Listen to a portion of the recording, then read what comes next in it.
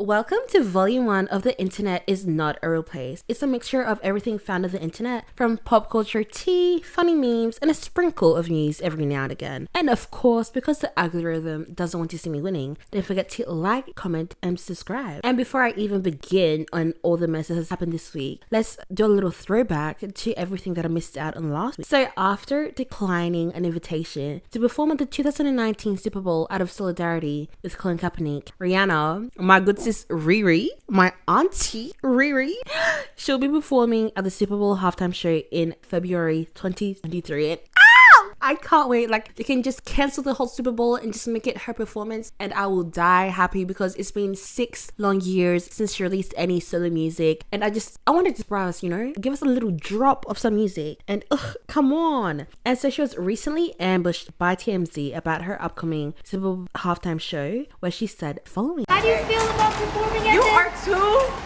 That was real sneaky, girl. I'm sorry, but I have to ask, how do you good. feel about performing at the Super Bowl halftime show? I'm nervous. But I'm excited. Okay, so who's gonna be that special guest that you are gonna bring on? Could it be ASAP?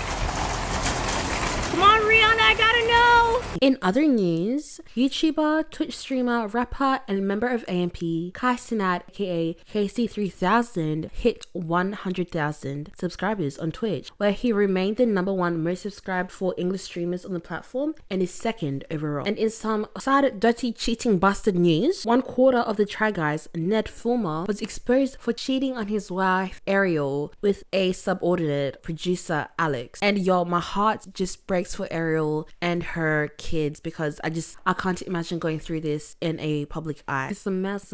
Now onto the mess that's happened in this week's pop culture, y'all. Divorce must be in the air because everyone and their mother are currently in the process of getting divorced. So 7-time Super Bowl champion Tom Brady and his wife, Brazilian fashion model Gisele Bündchen, have hired divorce attorneys and are in the process of getting divorced, as well as Nazanin Mandy, the wife of R&B singer Miguel. She filed for divorce after nearly 3 years of marriage and 18 years together. And oh my god, my auntie Tia Mowry announced split from husband of 14 years Corey Hardwick, with which they have 2 kids together. And speaking of divorces and law, a new court filing by Angelina Jolie obtained by People magazine, the actress detailed allegations that Brad Pitt abused her and their children on a plane in 2016. The court filing reads: when one of the children verbally defended Jolie, Pitt lunged at his own children and Jolie grabbed him from behind to stop him. To get Jolie off his back, Pitt threw himself backwards into the airplane seat, injuring Jolie's back and elbow. The children rushed in and all bravely tried to protect each other. Before it was over, Pitt choked one of the children and struck another in the face. Some of the children pleaded with Pitt to stop. They were all frightened. It also alleged that Pitt periodically emerged from the back of the plane to yell and stare at them, and at one point he poured beer on Jolie, at another he poured beer and red wine on the children. And hearing that news, it just broke my heart for Angelina. And I know that, the saying goes, innocent until proven guilty, but considering the fact that none of the children have actively seen Brad Pitt, it does lead me to believe there's truth in it. And I'm kind of disappointed that some people have chosen to,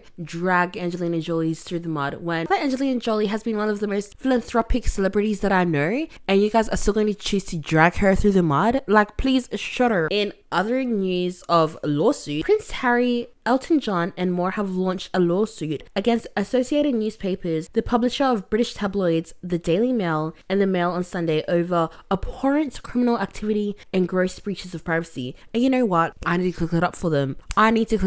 Because I'm very glad that Prince Harry is actively taking steps to protect his wife, Meghan Markle, with which she has been one of the most attacked people, especially after everything that happened leading up to the death of his mother, Princess Diane of Wales. Like, oh, my heart breaks for them. But in some latter news, because this has been a bit heavy and a bit dark, Scooby-Doo, Miss Velma, my I love Velma. She's one of my favorite Scooby-Doo characters. She has officially been confirmed as a lesbian. The new Scooby-Doo movie, Trick or Treat Scooby-Doo. And I was just like, oh. I watched the movie. It's very cute, very cute. And oh my god, there is an adult HBO Max series called Velma that is coming up. And the first looks of Velma, Shaggy, Daphne, and Fred have been released. And okay, I do love me some representation, but I would rather them create new characters for us, because them changing the white characters that already exist into people of color just lead the white races to attack us. Like, can you guys be original and just make new characters that, you know, embody who we are? But on that news, yeah, Velma is being voiced by Minda Kaling. I love her. I love me some Mindy. And Shaggy is no longer going by Shaggy, but who'll actually be going by his real name, Norville Rogers.